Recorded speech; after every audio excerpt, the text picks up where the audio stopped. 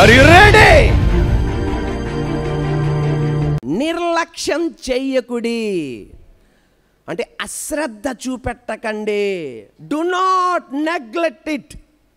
నిర్లక్ష్యం చెయ్యకండి. ప్రతి ఆదివారం అన్నయ్య ఇలా చెప్తాడండి బాబు, బూస్టప్ ఇచ్చి పంపించేస్తాడు అక్కడ. ఉందా, నిర్లక్ష్యం చెయ్యకండి. దేవుడు మోషేకు తోడే ఉన్నట్లు నేను నీకు తోడే ఉంటానని యెహోషువతో చెప్తే దేవుడు అన్నాడు డు నాట్ నెగ్లెక్ట్ ఇట్. సాధారణంగా తీసుకోకు. అందరికి అలా చెప్తూ ఉంటాడు. మళ్ళీ ఇదేదో పెద్ద నాకు ప్రత్యేకంగా చెప్తాడు, నువ్వు అలా అలక్ష్యం చెయ్యకు, అశ్రద్ధ చూపెట్టకు. నేను మాట్లాడుతున్నాను. ఎవరు మాట్లాడుతున్నారు? జీవంగల దేవుడు అంటున్నాడు, నిర్లక్ష్యం చెయ్యకు, నేను నీకు తోడై ఉన్నా, నిబ్బరం కలిగి ధైర్యంగా ఉండు. నిర్లక్ష్యం చేయకు. ప్రార్థన చేయడానికి ఏం చేయకు. రోజు అన్న 7 to 8 ప్లాన్ చేయమంటున్నాడండి, చేస్తాను. ఏముంది అక్కడ? నిర్లక్ష్యం చేయకు. వాక్యం చదవడానికి నిర్లక్ష్యం చేయకు. భక్తిగా ఉండడానికి, విశ్వాస జీవితంలో నిర్లక్ష్యం చేయకు. ఆదివారం శుక్రవారం మందిరానికి రావడానికి నిర్లక్ష్యం చేయకు. కొందరు సహవాసముగా కూడుటకు మానునట్లు మీరు మానకండి. నిర్లక్ష్యం చెయ్యకండి. అప్పుడేదో లాక్డౌన్లో కుదరలా, అన్లాక్లో కూడా నిర్లక్ష్యం చెయ్యకండి. Do not neglect it. Hallelujah. ఏమంటే నిన్న ధ్యానిస్తుంటే ఒక చిన్న తలుపు వచ్చింది నాకు కూడా. రోజు స్నానం చేస్తున్నాం, ఉదయం మధ్యాహ్నం సాయంత్రం. నేనైతే ఎక్కువసార్లు స్నానం చేయాలి, ఎందుకంటే ప్రసంగం అయిపోయినాక. రోజు స్నానం చేస్తున్నాం. కొంతమంది 10 సార్లు చేస్తారు, కొంతమంది 3 సార్లు చేస్తారు. రోజు స్నానం చేస్తున్నాం. ఒక సంవత్సరం 2021 స్నానం చేయకుండా ఉంటే ఎంత బాగుంటుంది. సబ్బు, షాంపూ, నీళ్ళు ఆదా చెయ్యొచ్చు అని చెప్పి నిర్లక్ష్యం చేసావనుకో ఎలా ఉంటుంది చూడండి. అలా మనం అందరం గనక సంవత్సరం స్నానం చేయకుండా వస్తే ఎలా ఉంటుంది? ఇక్కడ సెంట్లు కాదు కదా, ఏది కూడా పనికిరాదు. గుంబు గుంబు గుబ్బు గుబ్బు గుబ్బు గుబ్బు అని వాసన వస్తుంది. ఆ చిన్నది నిర్లక్ష్యం చేస్తేనే ఇలాగైతే ఈ వాగ్దానం నిర్లక్ష్యం చేస్తే ఎలా? ఏమండి, మేము స్కూల్లో చదివేటప్పుడు 2 ఫ్రెండ్స్ ఉన్నారు, బాగా తొంట్రోళ్ళు. వాళ్ళు కొట్టే కొలదాలు తొంటతనం ఎక్కువ చేస్తారు. వాళ్ళు ఏం చేస్తారు తెలుసా? కావాలని సాక్సులు కడుక్కోరు, ఉతకడానికి ఇవ్వరు. 4 వారాలు కూడా ఉతకకుండా ఆ సాక్స్ అలా వేసుకొని వచ్చి ఏ టీచర్ అయితే ఏడిపెత్తదో వాళ్ళు బుట్లు తీసేస్తారు. ఆ టీచర్ అంటే ఆ కంపు కొడుతుందిరా, అది ఏంట్రా కంపు, అది అనుభవించినోడికే తెలుసు. కొన్నిసార్లు కారులో నా కారులో ఏసీ కారులో చూడండి, కొంతమంది ఏం చేస్తారంటే సాక్సులు కడుక్కోకుండా కారులో కూర్చుంటారు. కారులో కూర్చోగానే ఒక్కసారి బూట్లు తీసి అలా కూర్చోగానే ఆ కారు అంతా సూపర్ వాసన వస్తుంది. ఆ చిన్నది నిర్లక్ష్యం చేస్తేనే ఇంత కష్టమైతే, 1 సంవత్సరం రోజు స్నానం చేసే వాళ్ళమైన మనం అది నిర్లక్ష్యం చేస్తేనే మనం ఇంట్లో ఉండలేకపోతే, మందిరములో కూర్చోలేకపోతే, సాక్సులే 1 వారం గనక నిర్లక్ష్యం చేస్తే, క్లాసులో కూర్చోకపోతే, తల స్నానమే వారానికి ఒక్కసారన్నా చేయకపోతే, పక్కన వాళ్ళు పక్కన కూర్చోలేకపోతే, ప్రతి చిన్నది నిర్లక్ష్యం చేస్తే దేవుడు మోషేతో అంటున్నాడు do not neglect it, take it serious. నేను నీతో ఉన్నానని చెప్పాడు కదా, నిబ్బరం కలిగి ధైర్యంగా ఉండు, బెత్తరపోకు, తత్తరపడకు, నేను నీ కొరకు నిలబడతాను, నేను నీకు సాయం చేస్తా. Praise the lord. హల్లెలూయా. నిర్లక్ష్యం చేయకు. దేవుని వాగ్దానాన్ని ఏం చేయకు? నిర్లక్ష్యం చేయకు. ఏదో ఒక వాక్కు చేత దేవుడితో మాట్లాడాడు, నాతో మాట్లాడా, పక్కనోడితో మాట్లాడా, నిర్లక్ష్యం చేయకు. భయభక్తులతో దాన్ని రిసీవ్ చేసుకో. ఈ వేదనతో ఉన్నా నాతోనే దేవుడు మాట్లాడాడు, సరదాగా మాట్లాడలా. నిన్నంతా కూర్చోబెట్టి, శుక్రవారం అంతా కూర్చోబెట్టి ఇక్కడ మిమ్మల్ని నిలబెట్టింది సరదాగా కాదు. నిర్లక్ష్యం చేయకు. నువ్వే వేదనతో ఉన్నావో ఆ వేదనతో ఆయన డీల్ చేస్తున్నాడు ఆయన. ఆమేన్. హల్లెలూయా. ఒక్క మాట చాలయ్యా. ఆ శతాధిపతి అన్నాడు, నువ్వు ఒక్క మాట పలుకు, నా సేవకుడి పరిస్థితి మారిపోద్ది. ఆ ఒక్క మాట కోసమే ప్రజలు వేచి ఉన్నారండి. హాస్పిటల్లో ఒక్క మాట పలకండి, డాక్టర్ గారు బాగుపడతారని. ఆ మాట డాక్టర్ గారి నోట్లో నుండి రావట్లా. దేశం పరిస్థితి మారుతుందని ప్రధానమంత్రి నోట్లో నుండి, ముఖ్యమంత్రి గారి నోట్లో నుండి రావాలని చూస్తున్నారు, కానీ నోట్లో నుండి రావట్లా. ప్రజలు ఇబ్బందిలో ఉన్నప్పుడు ఒక్క మాట కావాలి సార్. ఆ మాట కొరకే ప్రజలు వేచి ఉండేది. ఈ శతాధిపతి అనేది ఎక్కడికెళ్ళినా బాగుపడడు, బాగుపడడు, బాగుపడడు, బాగుపడడు. ఆ ఒక్క మాట పలకండి సార్. సార్ యేసయ్య ఆ ఒక్క మాట పలకండి. యేసయ్య అన్నాడు, ఆ ఒకే ఒక మాట అన్నాడు, నువ్వు వెళ్ళు, నీ సేవకుడు స్వస్థత పొందబోతున్నాడు. ఈ రోజు నేను చెప్పనా, మొదటి ఆరాధనకు వచ్చిన నువ్వు ఆ ఒక్క మాట కొరకే వచ్చావు. నీ బిడ్డల వివాహం జరుగుతుంది, నిన్ను అభివృద్ధి పరుస్తాడు, నీ కుటుంబాన్ని రక్షిస్తాడు. ఆ ఒక్క మాట నిర్లక్ష్యం చేయకు. నేను ఒక సాక్ష్యం విన్నాను. ప్రీతి శర్మ, ఆ సహోదరికి ఒక చెల్లి, ఒక తమ్ముడు, అమ్మ నాన్నలు. ఆ తమ్ముడికి 4వ ప్రాయంలోనే ఒక రకమైన రోగం వచ్చి కాలు చేతులు పడిపోయినాయి. వాళ్ళు తిరగని చోటు లేదు, తిరగని చోటు లేదు, వెళ్ళని స్థలాలు లేవు, వెళ్ళని వ్యక్తుల దగ్గర లేరు. ఎవరో చెప్పారు, ₹1,00,000 ఇవ్వండి, పలానా పలానాది చెయ్యండి, స్వస్థత పొందుతాడని. ₹1,00,000 ఇచ్చారు, పలానా పలానాది చేశారు, కానీ స్వస్థత కలగల. 4వ సంవత్సరమున పీడించిన ఆ వ్యాధి 20వ సంవత్సరమున తన తమ్ముడు మరణించాడు. ప్రీతి శర్మ గారు ఇలా సాక్ష్యం చెప్తున్నారు. ఆ తమ్ముడిని వదిలిపెట్టిన దెయ్యం వాళ్ళ నాన్న పట్టుకుంది. నాన్న కాలు పైకెత్తలేడు, నిలబడలేడు, కూర్చోలేడు, అమ్మమ్మమ్మమ్మమ్మ మంటలో ఎక్కడ పడితే అక్కడ కాలని గడ్డలు కట్టేస్తాయి, సగ్గట్లు వచ్చేస్తాయి. టెస్ట్ చేస్తే ఏమీ ఉండదు. ఈ నొప్పి తట్టుకోలేక డాక్టర్ గారి దగ్గరికి వెళ్ళి నా కాలు తీసిపడేయండి, ప్రశాంతంగా ఉంటా. అది దెయ్యం కార్యం అర్థం కావట్లా, అతి భయంకరం. ఈ బాధ తట్టుకోలేక పెట్రోల్ పోసుకొని చచ్చిపోదామని ప్రయత్నం చేస్తున్నాడు. వెంటనే ప్రీతి శర్మ అంది, డాడీ తమ్ముడు చచ్చిపోయాడు, నువ్వు చచ్చిపోతే అమ్మ చెల్లి నేను ఇంకెందుకు, అందరం కలిసి చచ్చిపోదాం. ఒక పాయిజన్ బాక్స్ తీసుకొచ్చారు. బాటిల్ కాదు, పాయిజన్ బాక్స్, విషపు బాక్స్ని తీసుకొచ్చారు. ఎందుకంటే తాగిన వెంటనే వీళ్ళు చచ్చిపోవాలా. అలాంటిది. అటువంటి టైంలో వాళ్ళ నాన్న పెద్ద ఉద్యోగి ఏమి కాదు, ఒక ప్రైవేట్ ఉద్యోగి. ఆ ఉద్యోగితో పాటు ఒక కొలీగ్ ఉన్నాడు. ఆయన ఏం చేశాడంటే నల్లటి బైబిల్ని ఇచ్చాడు. ఇది ఏంటిది అన్నాడు. ఇది పంజాబ్లో జరిగిన సంఘటన. ఇది ఏంటిది అన్నాడు. ఇది ఏంటిది అనగానే వెంటనే ఆ కొలీగ్ అన్నాడు, ఇది ఒక మెడిసిన్, యేసు ప్రభువు వారిచ్చే మెడిసిన్, ఇది నువ్వు చదువు, నీకు అద్భుతం జరుగుతుంది. ఒక్క మాట కొరకు ఎవరైనా నా స్థితి మారుతుందా అని చెప్తారా అన్న ఒక్క మాట కొరకు వస్తున్నారు ప్రజల మందిరానికి. వెంటనే ఆ వాక్యం చదువుతుండగా ఆ దెయ్యపు శక్తి అతన్ని చదవనివట్ల, కింద పడిపోతున్నాడు, కేకలు పెడుతున్నాడు. ప్రీతి శర్మ, అంకుల్ మా డాడీకి మీరు బైబిల్ ఇచ్చారు, పరిస్థితి అధ్వానంగా మారిపోతుంది, కింద పడి కొట్టేసుకుంటున్నాడు. ఓ పాము తిరిగినట్టు మెలుగులు తిరుగుతాడు. ఏంటిది పరిస్థితి? అమ్మ, ఆయనలో ఉన్న దురాత్మ పారిపోతుందే తప్ప అది మరణించడానికి కాదు. నీ అన్నాన్న దేవుడు నిలబెడతాడు. మరలా బైబిల్ చదవటం ప్రారంభించాడు. ప్రీతి శర్మ ఆ వాక్యాన్ని మరలా గట్టిగా చదువుతుండగా నాన్న వింటున్నాడు. ఆ వాక్యం చదువుతూ ఉండగా, యేసు రక్తం ఉచ్చరిస్తూ ఉండగా, కొన్ని సంవత్సరాల నుండి ఇంటిని పీడించి తమ్ముడిని తీసుకెళ్ళిపోయిన దురాత్మ వాళ్ళ నాన్నని తీసుకెళ్లకుండా సజీవుడిగా దేవాది దేవుడు ఉంచాడు. ఆ సహోదరి చెప్తున్న సాక్ష్యం, వాళ్ళ నాన్న వదిలిపెట్టింది, వాళ్ళ చెల్లిని పట్టుకుంది, రాత్రిపాట్లు లెగిసిద్ది, కేకలు పెడుతుంది, కళ్ళు గుడ్లు అలా బయటకు వచ్చేస్తాయంట. ఒక బంతి బయటకు వచ్చేసిన కంట్లు గుళ్ళు 2 గుడ్లు బయటకు వస్తాయి. నాన్న అమ్మ అక్క గట్టిగా కేకలు పెడతారు. హాస్పిటల్ తీసుకెళ్ళగానే మళ్ళీ నార్మల్ పొజిషన్లోకి వెళ్ళిపోద్ది. ఇది అలా పరిస్థితి. చైన్లో కట్టేసి పెట్టేస్తున్నారు. ఇనప చైన్స్తో, ఇనప గొలుసులతో కాళ్ళు చేతులు కట్టేసి బంధించి పడేస్తున్నారు. ఎటు వెళ్ళని పరిస్థితి, స్టక్ అయిపోయింది, కాళ్ళు చేతులు బంధించి పడేస్తున్నారు. అటువంటి పరిస్థితి.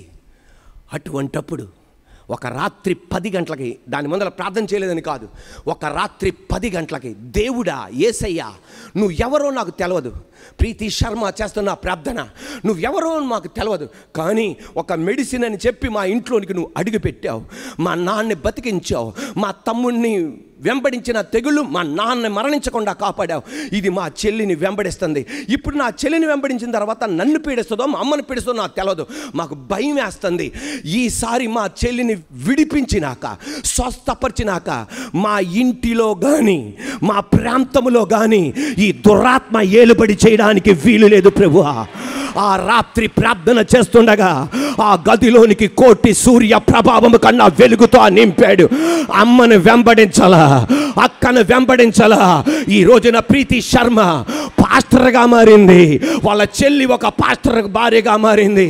ఈ రోజున నిర్లక్ష్యం చేయకు. నువ్వు ఇప్పుడు ఆమేననాలి. నువ్వు అనుకున్న పద్ధతుల్లో జరగపోవచ్చు, నువ్వు అనుకున్న ప్రణాళికలో జరగపోవచ్చు, ఖచ్చితంగా చేసి తీరతాడు ఆయన. నువ్వు నిర్లక్ష్యం చేస్తున్నప్పుడు దేవుడు వ్యక్తులను ఏర్పాటు చేస్తాడు. అది మీ అమ్మాయి ఉండొచ్చు, అది మీ నాన్నయ్య ఉండొచ్చు, నేనే ఉండొచ్చు, పక్కనోళ్ళై ఉండొచ్చు. చచ్చా అలా చేయకురా, దేవుడు చెప్పాడు కదా చేస్తాడు, నువ్వు భయపడకో అని నిరుత్సాహములో ఉన్న నువ్వు, పొరపాటు మార్గానికి వెళ్తున్న నిన్ను దేవాది దేవుడు ఎవరో ఒకరు నిలబెడతాడు. అది మీ అమ్మాయినే ఉండొచ్చు, అది మీ అబ్బాయి ఉండొచ్చు, ఎవరో ఒకరిని దేవుడు నిలబెడతాడు. వస్తీకి ఎస్తేర్కి ఉన్న తేడా ఇదే. అహస్వరేస్ రాజు మందుల ప్రియుడు, మందులంటే మందు ప్రియుడు, అమ్మాయిల ప్రియుడు, పార్టీల ప్రియుడు. ఎవడన్నా పార్టీ ఇస్తే 2 రోజులు ఎత్తాడు, లేకపోతే 3 రోజులు ఎత్తారు, లేకపోతే వారం ఎత్తారు. ఈయన ఏకంగా నెలల తరబడి, సంవత్సరాల తరబడి ఇచ్చేస్తాడు. 6 నెలల పార్టీ ఇస్తే పక్కన దేశపు రాజులు వచ్చారు, మంత్రులు వచ్చారు, మంచి కిక్కులో ఉన్నారు అంతా. ఒక రాజులేసి మేడం గారిని చూడాలనుకుంటున్నామండి, ఊరోళ్ళందరూ అబ్బో గొప్ప సౌందర్యవతి అంట మీ భార్య వస్తీ, ఒకసారి చూడాలనుకున్నామంటే రాజుగారు అన్నాడు ఆయన అని, నా భార్య అయిన వస్తీని రమ్మనండి అన్నాడు. అనగానే ఆమె అదొక మూడ్లో ఉండి, నేను రాను, అందరు తాగుబోతులు ఉన్నారు, మా ఆయనకి పని పాట ఉండదు, నేను రాను అంది. ఎవరో అదే గనక వస్తీకి మొర్దకాయ వలె ఒకళ్ళుండుంటే, అమ్మా పిలిచింది మీ ఆయన, నువ్వు వెళ్ళకపోతే ఇంకెవరు వెళ్తారు, నీకేం జరగదు, ఆయన పక్కన కూర్చో చాలు, దానికి ఎందుకు నువ్వు భయపడతానా అని ప్రోత్సహించేవాళ్ళు, ధైర్యం చెప్పేవాళ్ళు లేకపోవడం వలన వస్తీ స్థానం తప్పిపోయింది. కానీ ఎస్తేర్ రాణిగా మారినప్పుడు, ఎవరుగా మారినప్పుడు, రాణిగా మారినప్పుడు రాజుగారి దగ్గరికి వెళ్ళవలసిన అవకాశం వస్తే నేను వెళ్ళను అంటుంది. వెళ్ళను అంటుంటే మొర్దెకాయ్ వచ్చి అన్నాడు, అలాంటి మాట అనకు, నీ ప్రాణం పోయినా ఈ for a such a time as this, ఇటువంటి సమయం కోసం నిలబెట్టాడు. ఇప్పుడు నువ్వు వెళ్ళాలా, నువ్వు ఎవరికి జరిగిందో నువ్వు పక్కన పెట్టే, ఇప్పుడు నువ్వు వెళ్ళాలా. ఆ మాట మొర్దెకాయ్ చిన్ననాన్న పిన్నాన్న చెప్పిన మాట నిర్లక్ష్యం చేయకుండా ఆమె వెళ్ళింది గనక ఆమె స్థానం నిలబడింది. వస్తీకి అలాంటోళ్ళు లేరు, ఎస్తేరుకి అలాంటోళ్ళు ఉన్నారు. ఈ రోజున అటువంటి నాన్నని నువ్వు త్రోసివేయొద్దు, అటువంటి అమ్మను నువ్వు త్రోసివేయొద్దు, అటువంటి దైవజను నువ్వు త్రోసివేయొద్దు. ఎస్తేరు నేను ఎవరినో నీకు తెలుసా, ఏదో పెద్ద ఇది వరకు అన్నట్టుగా ఎస్తేరు అంట పెట్టి మహారాణి అనే ఎస్తేరను వెళ్ళమంటావేంటి, నువ్వు నాకు తెలవదా అని ఎదురు తిరగచ్చు. కానీ ఎదురు తిరగల. కొంతమందికి కొంచెం స్థానం వస్తే జాలేక కళ్ళు నెత్తికెక్కిపోయి తిరుగుతుంటారన్నమాట. కానీ ఎస్తేర్ ఎంతగా హెచ్చించినా, చిన్న పిల్లవాడొచ్చి చెప్పినా ఇది సత్యమైతే ఎస్ నేను చేస్తాను అని నిర్ణయించుకుంది. ఆమె స్థానాన్ని దేవుడు తరతరాలు నిలబెట్టాడంతే. ఈరోజు ఇప్పుడు ప్రతి చెల్లెళ్ళు తమ్ముళ్ళు పెళ్ళి కాని చెల్లెళ్ళు తమ్ముళ్ళు పెళ్ళైన వాళ్ళు అమ్మ నాన్న అందరూ గమనించాలి, నీ కొరకు ఒక వ్యక్తిని దేవుడు సిద్ధపరుస్తాడు. ఆ వ్యక్తిని నువ్వు కాదనకూడదు. ఒకవేళ ఆయన చెప్పిన మాట కష్టతరంగా ఉండొచ్చు, అది వేదనకరంగా ఉండొచ్చు, అది దుఃఖకరంగా ఉండొచ్చు, వస్తీకి జరిగినట్లు నీకు జరగకూడదని ఎస్తేరుకు జరిగినట్లే నువ్వు జరగాలి అని ఇప్పుడు ఆమేననాలి. నీ దీవెన తరతరాలు ఉండాలి, బిడ్డల బిడ్డల తరాలు ఉండాలి. నువ్వు పట్టుకున్న బైబిల్ ఆయన రాకడ వరకు నీ తరం వాళ్ళు పట్టుకోవాలి. నేను పట్టుకున్న, మా నాన్నగారు అమ్మగారు పట్టుకున్న బైబిల్ మా బిడ్డల బిడ్డల తరం, మా కుటుంబ తరం పరిచర్యలో ఉండాలి. ఆ మ్యాంటిల్ పట్టుకోవాలి.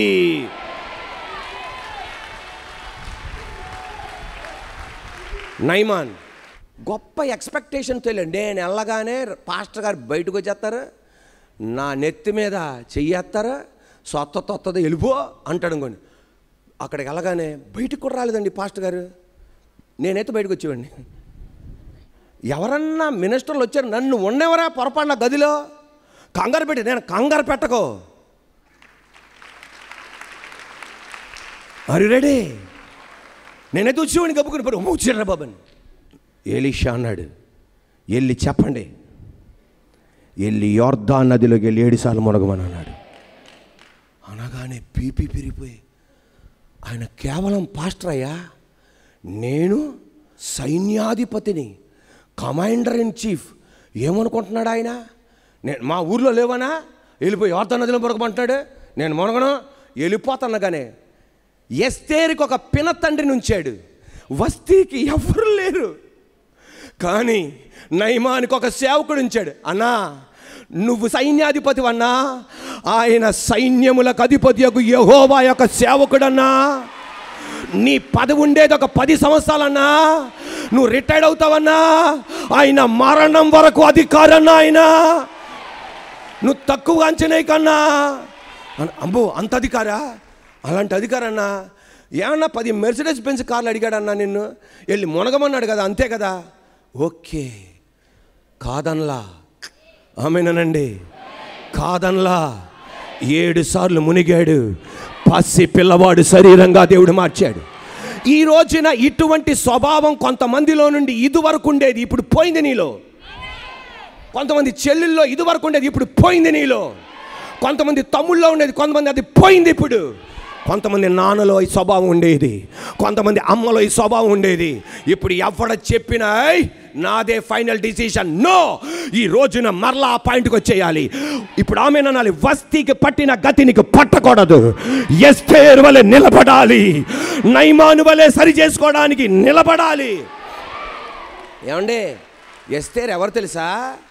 పిన్న తండ్రి కేవలం వాచ్మ్యాన్ అండి, నాన్న కూడా కాదు. పిన్న తండ్రి, నువ్వెవడా నా చెప్పడానికి, చెప్పింది చాలు కానీ, ఎంత దాకా పెంచావు కానీ చాలాగా అనొచ్చు. ఎప్పుడైతే నీ హృదయములో ఆ స్వభావం వస్తుందో దానికి అర్థం నువ్వు శిఖరము నుండి కూలిపోతున్నావు అని. ఎప్పుడైతే అంత స్థానములో ఉన్నా రెడీ, నువ్వు చేసింది చేస్తా, నువ్వు చెప్పింది చేస్తా, దానికి అర్థం నువ్వు నెక్స్ట్ లెవెల్లోనికి దేవుడు నిన్ను తీసుకెళ్తున్నాడు అని. దావీదు, సొలొమోనుకి దావీదుకు ఉన్న తేడా ఇదే. దావీదు పొరపాటు చేయగానే ఒక సమూయేలు ప్రవక్త ఉన్నాడు, నువ్వు చేసిన తప్పు నానా, అన్నా అన్నా అన్నా తప్పు అయిపోయిందన్నా, దేవుడి దగ్గర క్షమాపణ అడుగుతానన్నా, 3 రోజులు ఉపవాసం ఉంటానన్నా అన్నా అంటాడు. నాతాను ప్రవక్తున్నాడు, నువ్వు చేసిన తప్పు అంటే, అమ్మ అన్నా అన్నా తప్పు చేశానన్నా అన్నా అన్నా. కానీ సొలొమోనుకి సరి చేయడానికి ఒక్కళ్ళేడు, ఎవరిని పెట్టుకోడు, ఎందుకంటే మహాజ్ఞాని. నాకు ఎవడ చెప్పక్కర్లా, నేను చెప్తాను. కోతుల గురించి చెప్పంటారా? చెప్తా. చీమల గురించి చెప్పంటారా? చెప్తా. అమ్మాయిల గురించి చెప్పంటారా? చెప్తా. తాగుబోతుల గురించి చెప్పంటారా? చెప్తా. డ్రెస్ గురించి చెప్పంటారా? చెప్తా. కంటి గురించి చెప్పంటారా? చెప్తా. పళ్ళు గురించి చెప్పంటారా? చెప్తా. ప్రతిదీ స్టడీ చేశాడు మనోడు. అందువల్ల ఈయనకి చెప్పడానికి ఎవ్వలేడు, తద్వారా కూలిపోయాడు. కొంతమంది పరలోక రాజ్యం వెళ్ళారంటారు, వెళ్ళలేదంటారు. నేను మాత్రం వెళ్ళాడు అనుకుంటున్నాను. ఎందుకంటే చివరాఖరికి ఒక మాట అన్నాడు, అయ్యా ఈ లోకంలో పెళ్ళి వేస్ట్, పిల్లలు వేస్ట్, అమ్మాయిల ప్రేమ వేస్ట్, అబ్బాయిల ప్రేమ వేస్ట్, బిల్డింగులు వేస్ట్, అన్నీ వేస్ట్, యెహోవా యందు భయభక్తులు కలిగి ఉండటమే శ్రేష్టం. తద్వారా అనుకుంటున్నాను పరలోక రాజ్యంలో మనం వెళ్ళినప్పుడు ఆయన చూస్తాము అని, దేవుడు తీసుకెళ్తాడని అనుకుంటున్నాను. మరి are you ready? Are you ready? నిర్లక్ష్యం చేయకు. మీ నాన్న మాట నిర్లక్ష్యం చేయకు, మీ అమ్మ మాట నిర్లక్ష్యం చేయకు, దైవజనుని మాట నిర్లక్ష్యం చేయకు, బైబిల్ చదువుతున్నప్పుడు దేవుడు నీతో మాట్లాడతాడు, నిర్లక్ష్యం చేయకు. ఏమండి, మోషే మరణించాడు, నేను నీకు తోడే ఉన్నాను చెప్తున్నా. అది నీ స్వరమో కాదో నాకు అర్థం కావట్లేదు. అర్థం కాకపోవడం ఏంటి, నేను చెప్తున్నాగా డైరెక్ట్గా. హల్లెలూయా. నేను నీకు తోడే ఉన్నా, నిబ్బరం కలిగి నువ్వు ధైర్యంగా ఉండు, మిగతా నేను చూసుకుంటా. దేని బిడ్డలారా, ఈ రోజున నష్టం జరిగింది, వేదన జరిగింది, దుఃఖకరమైన సంఘటనలు జరిగినాయి, మరణం జరిగింది. అన్నం తినటం మానేస్తామా? చెప్పండి, గ్యారంటీ మానేస్తాం. అన్నం తినబుద్ధి అవ్వదు. ఇంట్లో మరణం జరిగితే, ఇల్లులన్నీ అమ్మేసుకుంటే, వ్యాపారం పోతే ఇంట్లో అన్నం తినబుద్ధి అవ్వదు. కానీ బ్రతకాల గనక మనం ఏం చేస్తాం? తింటాం. ఏం చేయడానికి? బ్రతకాలి గనక మనం ఏం చేస్తాం? తింటాం. ఒక తల్లి చెప్తుంది, 2 కుమారులు, పెద్ద కుమారుడు మరణించాడు. ఆ తల్లి చెప్తున్న మాట, తన కుమారుడికి నచ్చిన కూర వండేటప్పుడంట ఈ అమ్మ నాన్నకి తినబుద్ధి అవుదంట. కానీ బ్రతకాలి గనక తింటున్నాం. ఈరోజు నేను ఇంట్లో వ్యాపారం నష్టం జరిగింది, దుఃఖకరమైన సంఘటనలు జరిగినాయి, అనుకున్నాయి జరగల. ఒక పక్కన వివాహం అవ్వకుండా కుమార్తెలు ఉన్నారు, కుమారులు ఉన్నారు, ఒక దారి అవలా. మందిరానికి రాబుద్ధి అవ్వదు, వాక్యం వినబుద్ధి అవ్వదు. బతకాలి కనుక ఎలా అన్నం తింటున్నాము. డిప్రెషన్లోనికి వెళ్ళకుండా, ఒంటరితనంలోనికి వెళ్ళకుండా, నిరాశలోనికి వెళ్ళకుండా ఉండడానికి నువ్వు చేయాల్సింది ఏం తెలుసా? వాక్యం వినబుద్ధి అవ్వట్లా, మందిరానికి రాబుద్ధి అవ్వట్లా, అయినా కష్టతరంగా అన్నం ఎలా తింటావో అలా మందిరానికి వచ్చేయి. ఉండండి, అన్నం తింటున్నప్పుడు శక్తినిచ్చి ఎలా రైజ్ నిలబడుతున్నావో, నువ్వు వాక్యం వింటుండగా నీకు తెలవకుండా ఒంటరితనం నుండి నువ్వు బయటపడతావు, డిప్రెషన్ నుండి నువ్వు బయటపడతావు, నీకు తెలవకుండా నిరుత్సాహం నుండి బయటపడతావు. ఏయ్, నేను నిలబడబోతున్నాను, నేను మళ్ళా ఈ వ్యాపారం చేస్తా, మళ్ళా కుటుంబం కొరకు నేను నిలబడతా, మళ్ళా నా పిల్లల కొరకు నిలబడతా. అందుకే యేసయ్య అన్నాడు, మనుషుడు రొట్టె వలన మాత్రము కాదు కానీ దేవుని నోట నుండి వచ్చు ప్రతి మాట వలన బతుకును. హల్లెలూయా. ఏమండి, ఎవరికి అన్నం తినబుద్ధి అయిద్దండి ఇల్లు అమ్మేసుకొని, ఎవరికి తినబుద్ధి అయిద్దండి, కానీ కష్టతరంగా తింటున్నాం అంతే. బతకాలని కష్టతరంగా మందిరానికి వస్తున్నాం. చెవుల్లో సాతానుగాడు ఊదుతాడు, ఆ దేవుడు వద్దు నీకు, ఆ దేవుడు నీకు వద్దు, మందిరం వద్దు, వెళ్ళిపో, యేసయ్యని విడిచిపెట్టాయి. నువ్వు అప్పుడు అనాల్సిన మాట, యేసయ్యని విడిచిపెట్టు విడిచిపెట్టు విడిచిపెట్టు అంటావే. ఇదేమన్నా మా సంబంధం కరెంటు సాకెట్లో ప్లగ్ పెట్టి తీసి పెట్టే సంబంధం కాదు ఇది. ఆమేనండి. కరెంటు ప్లగ్లో సాకెట్లో అలా పెట్టి తీసే సంబంధం కాదు ఇది. ఆ సంబంధం కాదు ఇది. ఆయన శిరస్సు, నేను శరీరం. ఆయన వదిలే అంటే కట్ చేసుకోమని, కట్ చేసుకున్నానా మరు సెకండ్ నేను మరణిస్తా. ఆయనతో ఉన్న సంబంధం తెగ కొట్టుకోలేనిది. ఇప్పుడు ఆమెనాలై అదే పౌలు అన్నాడు, కరువైన, ఖడ్గమైన, ఉపద్రవమైన, వస్త్రహీనతైన, పెళ్ళైన, పెళ్ళి కాకపోయినా ఆయన శిరస్సు, నేను ఆయన శరీరం. హల్లెలూయా. ఈరోజు వాక్యం అందిస్తుండగా ప్రతి ప్రశ్నకు నా దేవుడు పాయింట్ టు పాయింట్ నీకు జవాబిస్తున్నాడు. ఈ ప్రతి ప్రశ్నకు పాయింట్ టు పాయింట్ అని జవాబిస్తున్నాడు ఆయన. ఇక్కడ ప్లగ్ ఉందే, ప్లగ్ చూసారా?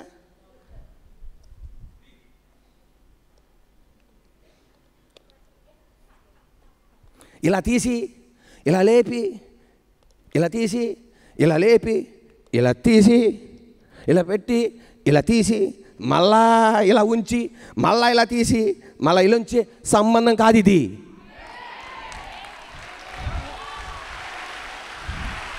సంబంధం కాదు ఇది. ఏకంగా ఆయన నా శిరస్సై ఉన్నాడు. ఆయన, నేను ఆయన శరీరమై ఉన్నా. డిస్కనెక్ట్ అయ్యానా?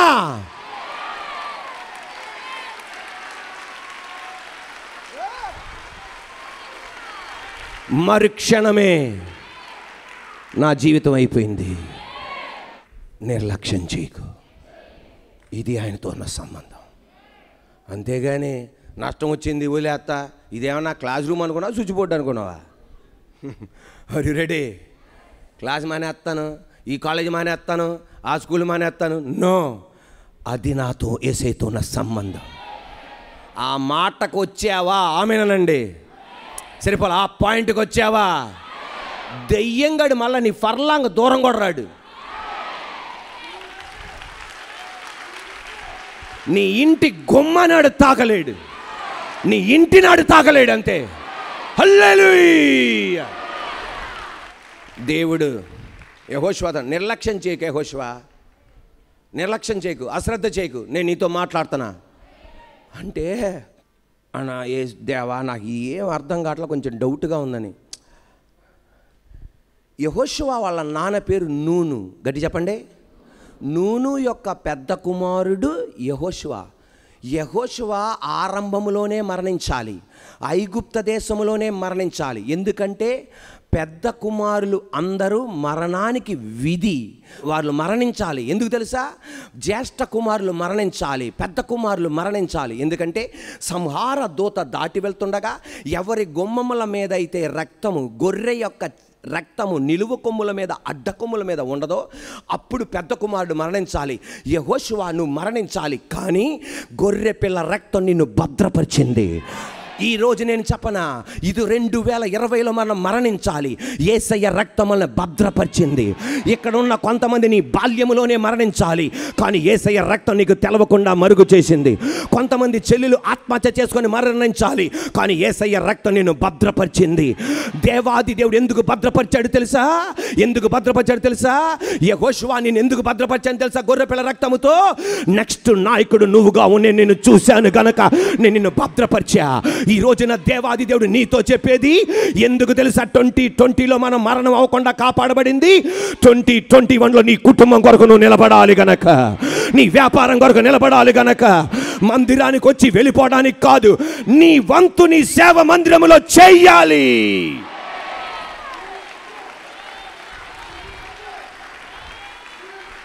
హల్లెలూయా. మరలా పరిశుద్ధాత్మ దేవుడు ఈ మాట నొక్కి చెప్పంటున్నాడు.